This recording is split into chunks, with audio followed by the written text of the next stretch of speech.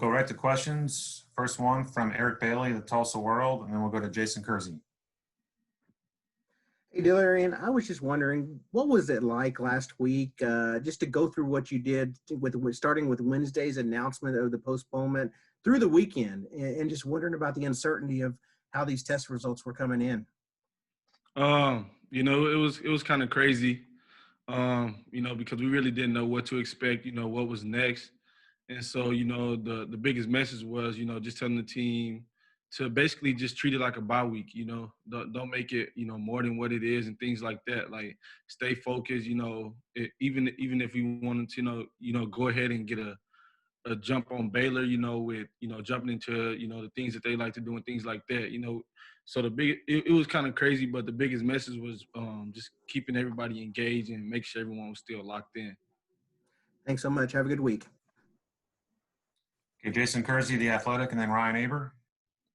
Hey, man. Yeah, Lincoln was just on here telling us that Coach Stoops is out there working with you guys. I'm just wondering what that's like, having a chance to maybe play for him, a guy who's a legend around there. Right. Like you said, a guy that's a legend around here has done a lot for this program. And, with me being able, this is my first time, being able to play for him and things like that. So, I mean, anytime you have a guy like that, that can come back to the program and help out with the things that he's done in the past is always a great thing. So I'm really looking forward to it. Thank you. Ryan Aber, The Oklahoman, and then Joe Bettner. Yeah, Delarrin, how much interaction had you had with Bob Stoops before that? And what was he like out there? Did he jump right back into it, or what was his demeanor like? Right. Well, before today, I really haven't had any type of interaction with him. I've seen him a few times, spoken to him, but, that was really it. But, he's going to be the guy he is. I mean, he didn't, like, jump in and try to take over anything like that. But he did play his role. And like I said, moving forward, I'm really looking forward to, being able to play for him and, seeing things that he can do to help this program win. Appreciate it, Delarrin. Yes, sir. Joe Bettner, Norman Transcript, and then Kerry Murdoch. Hey, Delarrin, just over the past week, I'm curious, how difficult has it been maybe to stay engaged, or has that been difficult at all? And what's kind of been the process like, kind of going back to maybe where you guys were a few months ago, where it's just Zoom calls and you're not getting able to get out into a practice field? Right now it kind of goes back to like the beginning of the season, we really didn't know, what was going to happen next, things like that. So right now we just have to be focused on, taking it day by day. If we get the call saying, that we are able to, practice another day tomorrow, we have to be prepared, be ready to go attack the day, get better. So as far as, staying engaged and staying focused, we can't look at the bigger picture, which is, Saturday and game day and things like that. We have to be able to take it day by day and take advantage of the days that we do have right now. Thanks, Larry. Okay, let's go to Kerry Murdoch with Sooner Scoop and WWLS, and then John Hoover. Hey, Delarrin, you've had so many young guys come up this season and start to play a bigger role as the season's gone on. You were a guy that had to play almost every snap, every rep last year. How much is just kind of Coach Grinch's system and simplifying things and things like that allowed you guys and allowed younger guys to kind of step up this year? And how much has that helped when you haven't known if you're going to have certain people one week to another? Like you said, with the defense being the way it is and it's being as simple as it is, that allows a young guy to come into the program and a guy that, that can really produce and help us win. It's easy for him to learn the defense and know his assignments and things that he needs to do. So, with the defense being the way it is, any young guy that comes into the program, they can instantly step up. Once they learn the plays, they can instantly step up and continue to help the team, moving forward. And that's kind of what we're going through right now. Like you said, young guys being able to get playing time just because, they know their assignments, and at the end of the day, they can make plays and help the team win. Thanks, Delarrin. Yes, sir. John Hoover, SI Sooners, and then Brandon Drum. Delarrin, I'm interested to find out. Coach Riley said he hasn't missed any time. He hasn't tested positive, but other coaches possibly have. I'm assuming Coach Stoops was this, like helping out the DBs this week at practice? Today at practice? No, not really. I mean, he was just around, Okay. kind of helping out everyone at practice. It wasn't just a specific position group that he went into. No, he was just around helping the team as a whole. I got you. Okay. So I guess the question then is, for this team, being young, being inexperienced for the most part, a lot of underclassmen, how important has it been for you guys to develop that kind of leadership quality among each other, in case those coaches do have to miss a game, and then maybe the message of the coaches is not necessarily lost? Right. Like you said, if that does, end up happening, that's just the time for, the leaders of the team, the leaders of the defense, leaders of the offense to, step in and, continue to reiterate the things that the coaches would say if they were here, being able to keep everyone on the same page, no matter who's here or who isn't here. And so, like, I feel like, the leaders on this team, we're all mature, and, we know that, we know the coaches' expectations. We know what they allow, what they don't allow. So whether it was like a COVID reason for them being out, or, whether they, just didn't come to practice or something for a day, we will still uphold the standard because, that we know how it is around here. All right. Thank you. Appreciate it. Yes, sir. Let's go to Brandon Drum, OU Insider, and then James Hale.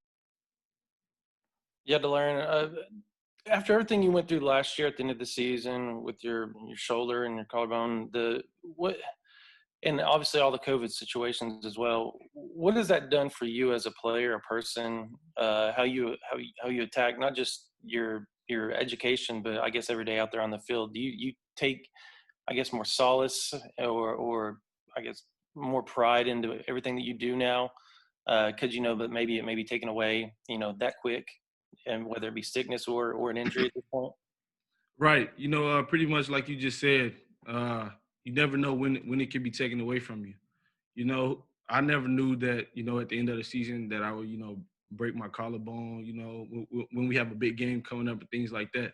So, with those things, happening to me, it just kind of made me realize that you really can't, take a day for granted. Even the days where, you're coming onto the practice field and, you don't feel like practicing and things like that. Like, you have to find something that gets you going, day in and day out.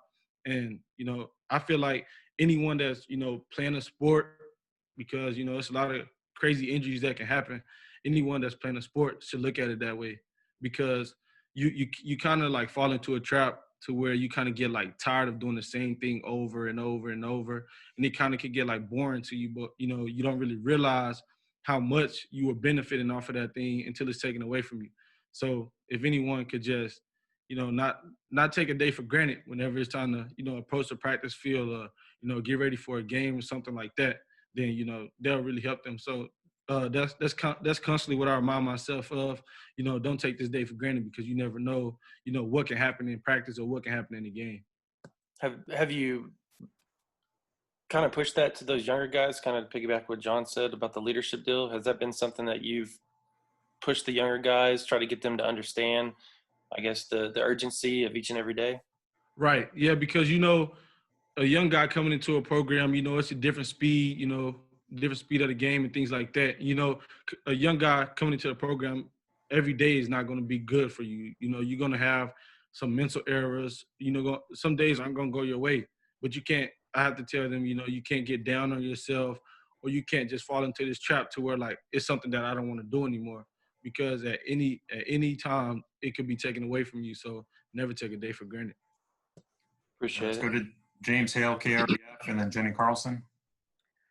Delarrin, you guys have had a great pass rush. Your front seven has been, or your front four has been very good. Your front seven's been very good. How much has that really helped the secondary? You guys are having a great year this year. And, the fact that you have an elite pass rush and guys that are really creating havoc, changing the line of scrimmage, that's got to be a positive for you, isn't it?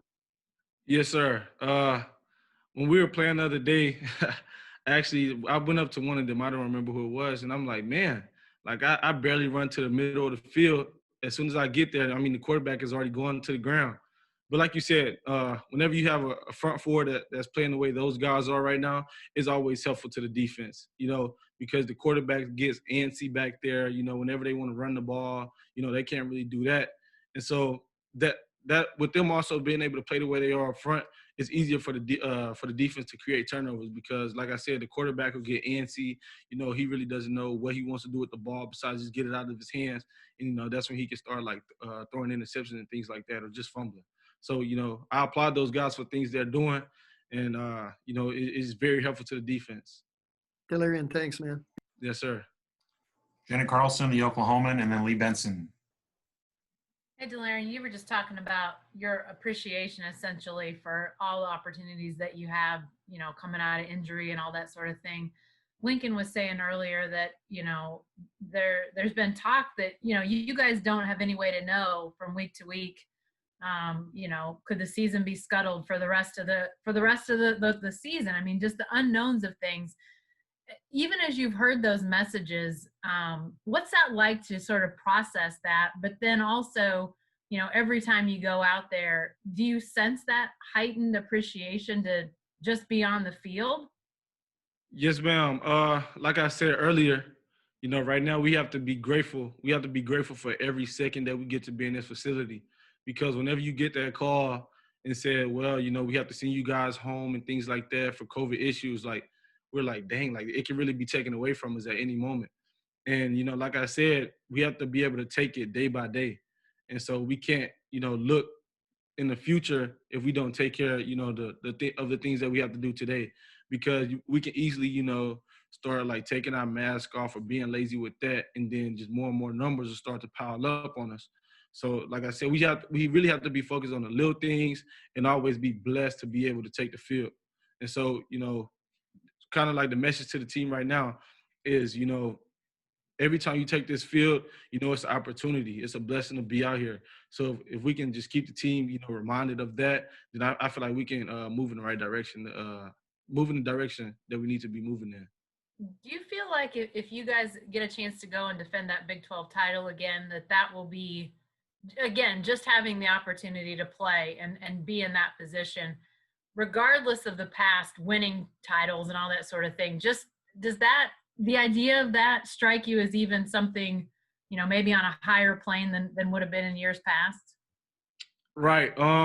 It'll go down as, one of the most historic things, that happened around here, just with the circumstances, that we're going through in today and things like that. So, like I said, if we continue to do the little things right, continue to put our best foot forward, take it day by day, then, the Big 12 championship and us being able to, defend that will speak for itself. Thank you, Delarrin. Thank you. Okay, Lee Benson with KWTV, and then Parker Thune.